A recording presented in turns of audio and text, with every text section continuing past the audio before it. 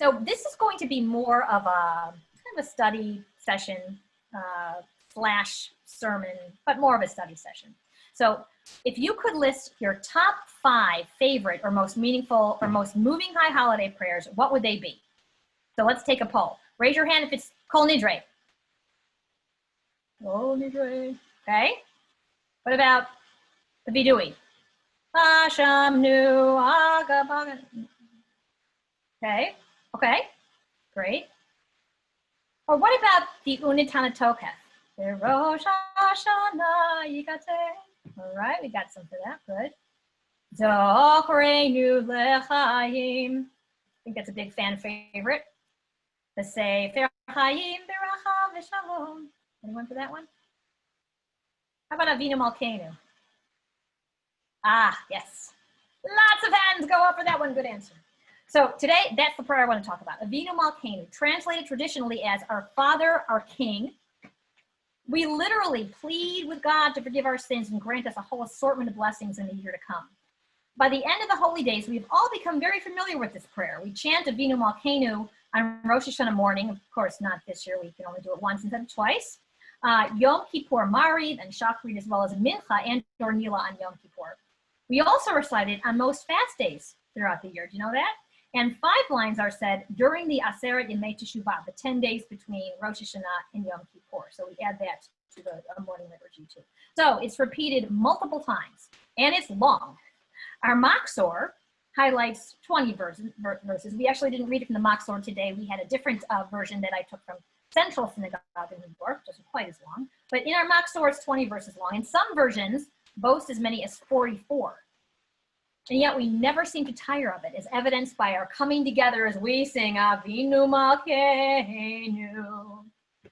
Now, traditionally, this last plea is supposed to be chanted in a whisper, reflecting the humility in which we ask God's forgiveness. And yet, I've never been in a congregation where the Kahal hasn't boldly and emotionally sung this entreaty, and I can't even sense the desire to do an extra rendition or two of this final line, wanting that beautiful melody to linger just a bit longer. I'm wondering how that felt to you today to sing it. So why does it have such a hold over us? As often as we repeat it, if I were to ask you to tell me just 3 of the 20 petitions in your own words, could you do it? Are we really concentrating on each individual request, or are we just waiting to get to that big finale? Is it the words or the power of the music as we communally chant that final verse most years that makes this prayer so important to us? For a prayer that embodies the holiday's definitive motif of God's role as ruler, as well as parent, a theme so central to the theme of the holy days, the inclusion of Avinu Malkeinu, I was like blown away to know this. In the Machzor, it's not even halachically mandated. In other words, when the Cantor Assembly sent all of us a list of, for our services that are going to be online this year, what prayers we don't need to necessarily say that we can cut. This was one of them. But then it followed by saying, but I dare any of you to try to cut Avinu Malkeinu. So of course, I'm sure none of us did. Indeed, it took centuries before the long multi-version version that we're familiar with even made it into our Holy Day liturgy in the Middle Ages. And it's hard to believe that the original was a simple 2-verse appeal credited to the great early century Rabbi Akiva, who spoke these words in hopes that a long-awaited rain would come. The Talmud explains, once Rabbi Eliezer came before the ark and recited the 24 blessings said on fast days, but his prayer was not answered. Rabbi Akiva then came before the ark and exclaimed, "Our Father, our King, we have no king but you. Our Father, our King, have mercy upon us for your own sake." Whereupon rain fell. But after the failure of the Bar Kokhba revolt and the murder of Rabbi Akiva and his followers, the rabbis were left to come up with a reason for so many tragic events. It couldn't be God's fault, so it must be due to the sins of the people. In the printed copy of the Talmud, another line was added to Akiva's original version of the Avinu Malkeinu. "Our Father, our King, we have sinned before you." And thus, a prayer for rain became a prayer uttered in the midst of catastrophe. The message, Although we are sinners, you, Avinu Malkeinu, are merciful. So help us out of this. In the absence of printed prayer books, prayers were often improvised or changed, and Avinu Malkeinu grew longer through the centuries. In his book, Naming God, Rabbi Lawrence Hoffman concludes, we can say that the Talmudic tale of Rabbi Akiva led to God being addressed as Avinu Malkeinu in moments of need. As part of that development, the poem we know so well has become standard fare for Ashkenazi and Sephardic Jews by the late Middle Ages. And there are so many versions from Poland, Italy, Germany, England, just to name a few. Not to mention some more interpretive alternative offerings, but more on those later. And yet the language of this much cherished prayer can also be theologically challenging. We say the words, but do we really think about the fact that we repeat over and over again words that describe God as a masculine, all-powerful, all-controlling being? As I talked about in Erev Yom Kippur, for some it's difficult to fully accept the notion of an omnipotent melech or ruler looking down on us from his throne in the heavens with a detailed list of our best and worst moments in the past year, holding our lives in his hands. And what image of Avinu, our father, might be imagined by someone whose own father might not have been so merciful and kind? And through the years, editors of more contemporary Machzorim have come up with a plethora of solutions about how to address God in broader terms. Kol HaNeshama, the American Reconstructionist Machzor, offers the reader a variety of choices, from the traditional Avinu Malkeinu, which they translate in the gender non-specific, our creator, our sovereign, and Mikorenu Eloheinu, our source, our God, to our queen, our presence, our mother. Machzor Lev Shalem sticks with Avinu Malkeinu, but does not even translate it into English, and that's how we do it here. And regarding the decision about how many verses to include, traditionally it's 24. Rabbi Andrew Goldstein, co-editor of the UK's Machzor Ruach Hadashah, settled on 13, reflecting the 13 attributes of God. Rabbi Dahlia Marks cautions about the need to be mindful when it comes to making liturgical changes. In our zeal to make our prayers comfortable for everyone, she offers that there is value in struggling with some texts as they come down to us. She states, the cleansed text may be momentarily gratifying, but lacks the gravity and richness of a liturgy that is necessarily messy and unruly, given its centuries-long evolution. True creativity is the skillful and artistic combination of old and new, produced by trying to breathe a new meaning into challenging texts instead of always dispensing with them. Sometimes acknowledging a difficulty and facing it is more honest, useful, and transformative than merely covering it over. When we say Avinu Malkeinu, we are directly quoting one of our ancestors, his understanding of God and his way of pleading for mercy. We might understand God differently, but by repeating prayers that reflected a different time and place, to me, we're simply recalling a history that also belongs to us. Rabbi Dennis Sasso reminds us that Avinu Malkeinu also served as a declaration of protest, a political statement claiming loyalty not to the Roman emperor who wanted his subjects to see him as divine, but to Avinu Malkeinu, the only father and king that the Jews of the Roman Empire dared to acknowledge. By keeping the original language intact, we can hold on to that memory. Now, that doesn't mean that we can't add our own renditions, reflecting our ongoing changing relationship to the one who created us all. Rabbi Marks comments, our literature is like a precious and somewhat cryptic letter, delivered to us from generations past. It is ours to own, to rework, to expand, or to change, but in any case, to cherish and to pass on with great care to our children. Rabbi Karen Kadar, in her essay, Why We Say Things We Don't Believe, says that it's helpful to remember the names we use to describe God are deeply inadequate anyway.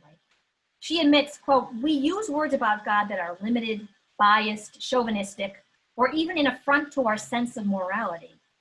In so many ways, our God language has failed us, unquote.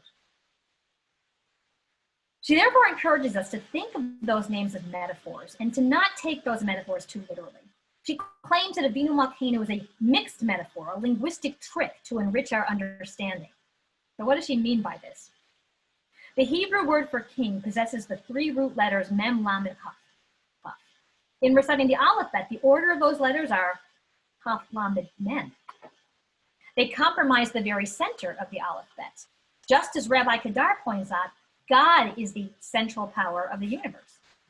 But the word melech, king, is spelled in reverse order, as if to teach us that when all is said and done, we, like Moses, still see only the back of God. Our words are mere shadows of reality.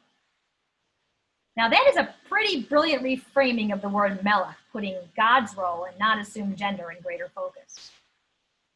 Rabbi Sandy Eisenberg Sasso invites us to think how God's name might reflect our personal understanding of and relationship to the eternal. When she asked her congregants to find their own personal name for God, she received some interesting responses. One woman said, I want to name God an old warm bathrobe.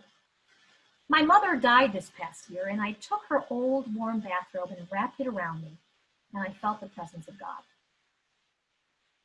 After serving in Iraq, a soldier commented, I want to call God my trampoline. It is what allows me to bounce back after falling down.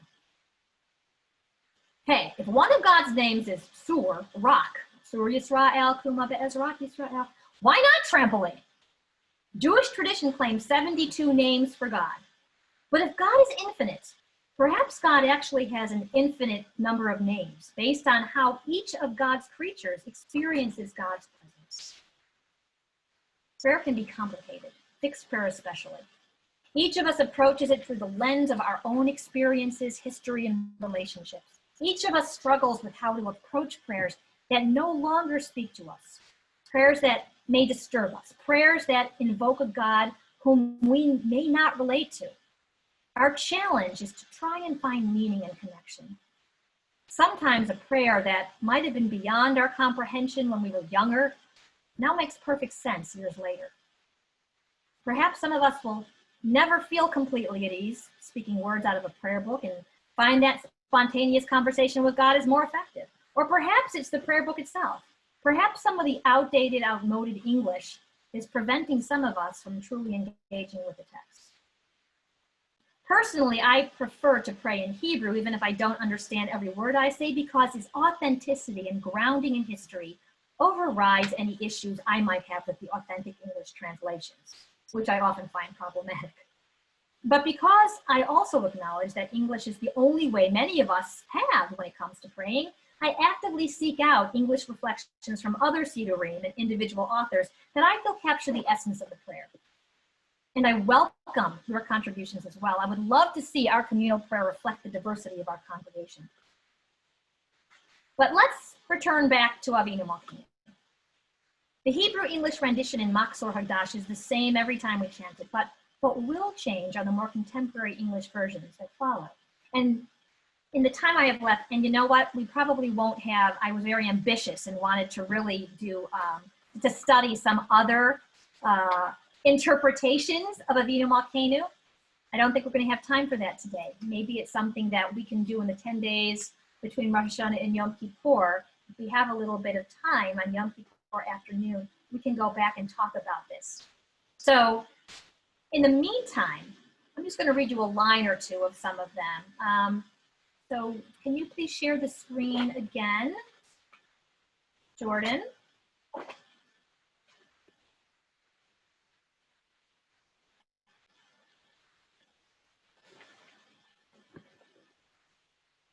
Okay, so this is a compilation I put together. And you know what maybe I'll do?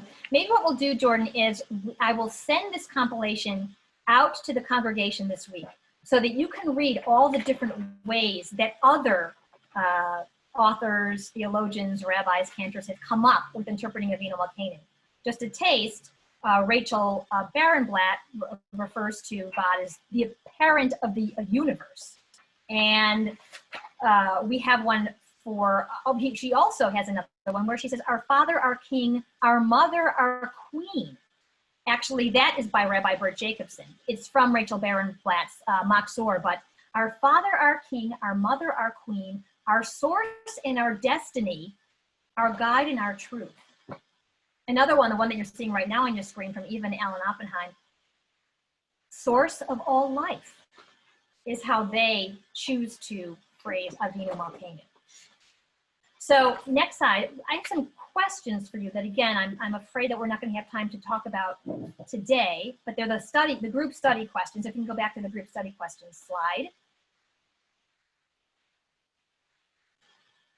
The group, so these are some questions I want you to think about as the week goes on, okay? And then we'll come back, you know, maybe, you know what, we can even do this maybe if we have time this coming Saturday for Shabbat Shuvah. That would actually be a really good, that would be a really good exercise. So think about, do any of the renditions that I'm about to send you, any of the names that I just spoke to you, do they speak to you personally? What is it like using names other than Avinu Malkeinu in this prayer for you? How comfortable are you with using masculine terms when it comes to God? What would it be like if, for the purposes of sensitivity and inclusiveness, we sought more gender-neutral names for God, not only in Avinu Malkeinu, but in other prayers as well, such as Creator, Eternal, Source of Life, Source of Blessing? And what name or names reflect your own personal understanding of God?